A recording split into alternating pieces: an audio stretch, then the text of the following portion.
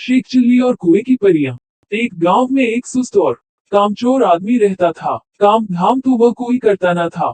हाँ, बातें बनाने में बड़ा माहिर था, इसलिए लोग उसे शेख चिल्ली कहकर पुकारते थे। शेख चिल्ली के घर की हालत इतनी खराब थी कि महीने में 20 दिन चूल्हा नहीं जल पाता था। शेख चिल्ली की बेवकूफी और सुस्ती की सजा उसकी बीवी को भी भुगतनी पड़ती और भूखे रहना पड़ता। एक दिन शेख चिल्ली की बीवी को बड़ा गुस्सा आया। वह बहुत बिगड़ी और कहा, अब मैं तुम्हारी कोई भी बात नहीं सुनना चाहती। चाहे जो कुछ करो, लेकिन मुझे तो पैसा चाहिए। जब तक तुम कोई कमाई करके नहीं लाओगे, मैं घर में नहीं घुसने दूंगी। यह कहकर बीवी ने शेख चिल्ली को नौकरी की खोज में जाने को मजबूर कर दिया। साथ में रास्ते के लिए 4 रूखी सूखी रोटियां भी बांध दी। 7 सालन कोई था ही नहीं, देती कहां से। इस प्रकार शेख चिल्ली को न चाहते हुए भी नौकरी की खोज में निकलना पड़ा। शेख चिल्ली सबसे पहले अपने गांव के साहूकार के यहाँ गए। सोचा कि शायद साहूकार कोई छोटी मोटी नौकरी दे दे, लेकिन निराश होना पड़ा। साहूकार के कारिंदों ने ड्योढ़ी पर से ही डांट डपट कर भगा दिया। अब शेख चिल्ली के सामने कोई रास्ता नहीं था। फिर भी एक गांव से दूसरे गांव तक दिन भर भटकते रहे। घर लौट नहीं सकते थे, क्योंकि बीवी ने सख्त हिदायत दे रखी थी कि जब तक नौकरी न मिल जाए, घर में पैर न रखना। दिन भर चलते चलते जब शेख चिल्ली थककर चूर हो गए, तो सोचा कि कुछ देर सुस्ता लिया जाए। भूख भी जोरों की लगी थी, इसलिए खाना खाने की बात भी उनके मन में थी। तभी कुछ दूर पर एक कुआं दिखाई दिया। शेख चिल्ली को हिम्मत बंधी और उसी की ओर बढ़ चले। कुएं के चबूतरे पर बैठकर शेख चिल्ली ने बीवी की दी हुई रोटियों की पोटली खोली। उसमें 4 रूखी सूखी रोटियां थीं। भूख तो इतनी जोर की लगी थी कि उन चारों से भी पूरी तरह न बुझ पाती। लेकिन समस्या यह भी थी कि अगर चारों रोटियां आज ही खा डाली, तो कल परसों या उससे अगले दिन क्या करूंगा, क्योंकि नौकरी खोजे बिना घर घुसना नामुमकिन था। इसी सोच विचार में शेख चिल्ली बार बार रोटियां गिनते और बार बार रख देते। समझ में नहीं आता कि क्या किया जाए। जब शेख चिल्ली से अपने आप कोई फैसला न हो पाया, तो कुएं के देव की मदद लेनी चाहिए। वो हाथ जोड़कर खड़े हो गए और बोले, हे बाबा, अब तुम ही हमें आगे रास्ता दिखाओ। दिन भर कुछ भी नहीं खाया है। भूख तो इतनी लगी है कि चारों को खा जाने के बाद भी शायद ही मिट पाए। लेकिन अगर चारों को खा लेता हूँ तो आगे क्या करूंगा। मुझे अभी कई दिनों यहीं आसपास भटकना है। इसलिए हे कुआं बाबा, अब तुम ही बताओ कि मैं क्या करूं। 1 खाऊं, 2 खाऊं, 3 खाऊं, चारों खा जाऊं। लेकिन कुएं की ओर से कोई जवाब नहीं मिला। वह बोल तो सकता नहीं था, इसलिए कैसे जवाब देता। उस कुएं के अंदर 4 परियां रहती थीं। उन्होंने जब शेख चिल्ली की बात सुनी, तो सोचा कि कोई दानव आया है जो उन्हीं चारों को खाने की बात सोच रहा है। इसलिए तय किया कि चारों को कुएं से बाहर निकाल कर उस दानव की विनती करनी चाहिए, ताकि वह उन्हें न खाए। यह सोचकर चारों परियां कुएं से बाहर निकल आई। हाथ जोड़कर वे शेख चिल्ली से बोली, हे दानवराज, आप तो बड़े बलशाली हैं।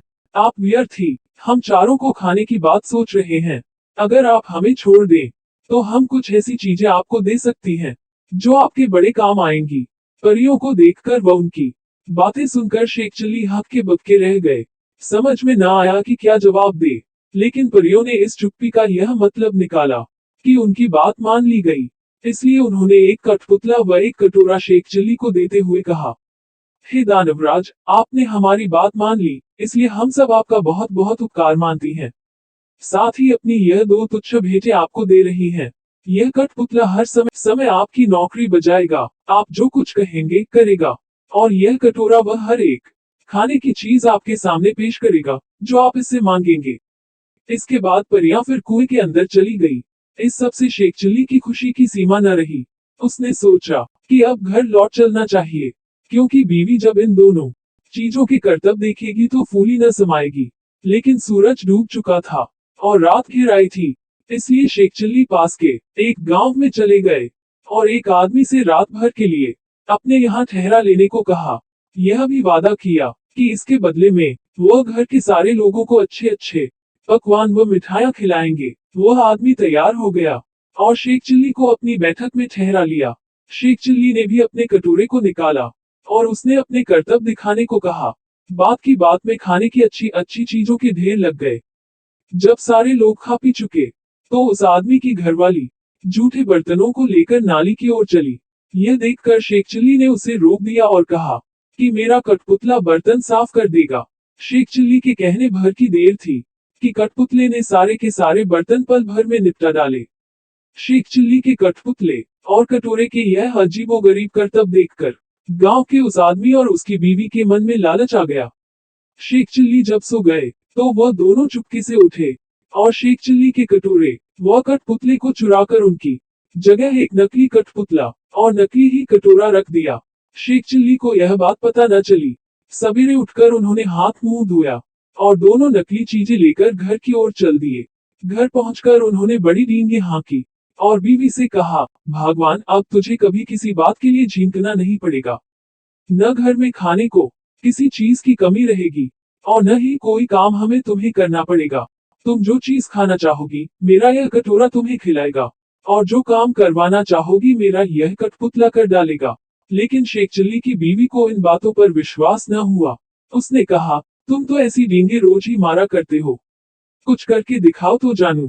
हाँ, क्यों नहीं, शेख चिल्ली ने तपाक से जवाब दिया और कटोरा व कठपुतले में अपने अपने करतब दिखाने को कहा।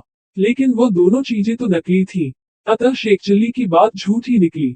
नतीजा यह हुआ कि उनकी बीवी पहले से ज्यादा नाराज हो उठी। कहा, तुम मुझे इस तरह धोखा देने की कोशिश करते हो। जब से तुम घर से गए हो घर में चूल्हा नहीं जला है। कहीं जाकर मन लगाकर काम करो तो कुछ तनख्वाह मिले और हम दोनों को 2 जून खाना नसीब हो। इन जादुई चीजों से कुछ नहीं होने का। बेबस शेख चिल्ली खिसियाए हुए से फिर चल दिए। वह फिर उसी कुएं के चबूतरे पर जाकर बैठ गए। समझ में नहीं आ रहा था कि अब क्या किया जाए। जब सोचते सोचते वह हार गए और कुछ भी समझ में न आया तो उनकी आंखें छलछला आई और रोने लगे। यह देखकर कुएं की चारों परियां फिर बाहर आई और शेख चिल्ली से उनके रोने का कारण पूछा। शेख चिल्ली ने सारी आपबीती कह सुनाई। परियों को हंसी आ गई। वे बोली, हमने तो तुमको कोई भयानक दानव समझा था और इसलिए खुश करने के लिए वे चीजें दी थी, लेकिन तुम तो बड़े ही भोले भाले और सीधे आदमी निकले। खैर, घबराने की जरूरत नहीं, हम तुम्हारी जादुई रस्सी डंडा लेकर। शेख चिल्ली फिर उसी आदमी के यहाँ पहुंचे और कहा, इस बार मैं तुम्हें कुछ और नए करतब दिखाऊंगा। वह आदमी भी लालच का मारा था। उसने समझा कि इस बार कुछ और जादुई चीजें हाथ लगेंगी, इसलिए उसमें खुशी खुशी शेख चिल्ली को अपने यहाँ टिका लिया। लेकिन इस बार उल्टा ही हुआ। शेख चिल्ली ने जैसे ही हुक्म दिया वैसे ही उस घरवाले व उसकी बीवी को जादुई रस्सी ने कसकर बांध लिया और जादुई डंडा दनादन पिटाई करने लगा। अब तो वे दोनों चीखने चिल्लाने और माफी मांगने लगे। शेख चिल्ली ने कहा, तुम दोनों ने मुझे धोखा दिया है। मैंने तो यह सोचा था कि तुमने मुझे रहने को जगह दी है, इसलिए मैं भी तुम्हारे साथ कोई भलाई कर दूं। लेकिन तुमने मेरे साथ उल्टा बर्ताव किया, मेरे कठपुतले और कटोरे को ही चुरा लिया। अब जब वे दोनों चीजें तुम मुझे वापस कर दोगे तभी मैं अपनी रस्सी व डंडे को रुकने का हुक्म दूंगा। उन दोनों ने झटपट दोनों चुराई हुई चीजें शेख चिल्ली को वापस कर दी। यह देखकर शेख चिल्ली ने भी अपनी रस्सी व डंडे को रुक जाने का हुक्म दे दिया। अब अपनी चारों जादुई चीजें लेकर शेख चिल्ली प्रसन्न मन से घर को वापस लौट पड़े। जब बीवी ने फिर देखा कि शेख चिल्ली वापस आ गए हैं तो उसे बड़ा गुस्सा आया। उसे तो कई दिनों से खाने को कुछ मिला नहीं था, इसलिए वह भी झुंझलाई हुई थी। दूर से ही देखकर वह चीखी, कामचोर तुम फिर लौट आए।